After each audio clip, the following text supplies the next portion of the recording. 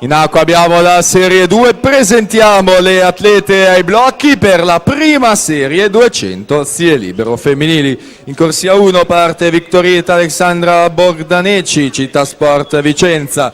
In 2 Vittoria Tomietto, Veneto Banca Montebelluna.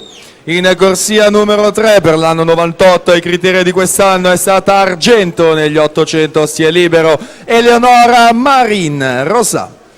Al suo fianco in quarta corsia per l'anno 1999 a Foro Italico di Roma e categoria è stata medaglia di bronzo in questa gara dei 200 stile libero Morgan Farronato. In corsia numero 5 per l'anno 2000 ai criteri di quest'anno l'argento negli 800 e il bronzo nei 400 stile libero Vittoria Grotto, Veneto Banca Montebelluna. In 6 parte Sofia Colombo, Gesti Sport, in 7 Aurora Rigo Gabbiano, in 8 Giulia Raccagna, Centro Nuoto Le Bandiere.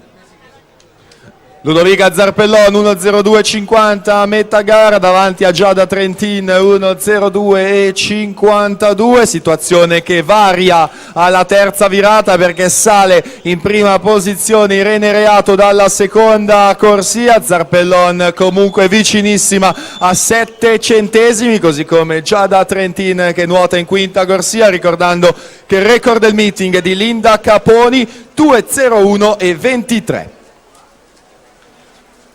Ludovica Zarpellon torna al comando dalla quarta corsia, si aggiudica lei questa serie 2 femminile in 2:08:45, va al comando della classifica provvisoria. Giada Trentina è seconda in 2:09:18.